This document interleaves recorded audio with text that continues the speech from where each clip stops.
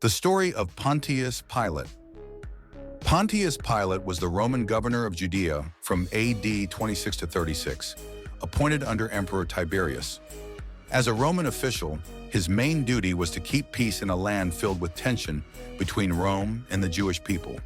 He was known for being firm and sometimes harsh, yet in the events surrounding Jesus Christ, his weakness became most visible, when the crowds were restless and tensions could lead to riots. He carried the authority of Rome and Judea. He could tax, judge, punish, and even execute. Yet he was also under pressure to keep peace so that no complaint would reach Rome. When the Jewish leaders brought Jesus to Pilate, accusing him of claiming kingship, Pilate questioned him. "Are you the king of the Jews?" he asked. Jesus replied calmly, "My kingdom is not of this world." Pilate was puzzled. He could see Jesus was no violent rebel. He told the crowd, "I find no basis for a charge against him." But the leaders stirred up the people. Pilate's fear grew. If he released Jesus, the crowd might riot, and his career, even his life, could be endangered. The hand-washing gesture. Hoping to escape the decision, Pilate offered the choice between Jesus and Barabbas.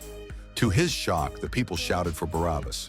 Still reluctant, Pilate asked again, "What shall I do then with Jesus who is called Christ?"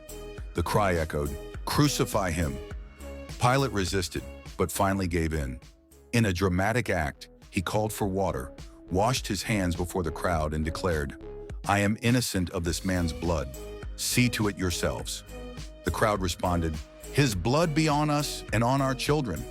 And so Pilate delivered Jesus to be crucified, though he knew he was innocent. The Gospels record Pilate ordering the sign above the cross, "Jesus of Nazareth, King of the Jews." When the Jewish leaders protested, Pilate refused to change it, saying, "What I have written, I have written." Later, a centurion reported to Pilate that Jesus had died more quickly than expected. Pilate granted Joseph of Arimathea permission to take the body. Pilate after Jesus, early Christian tradition paints him in different lights.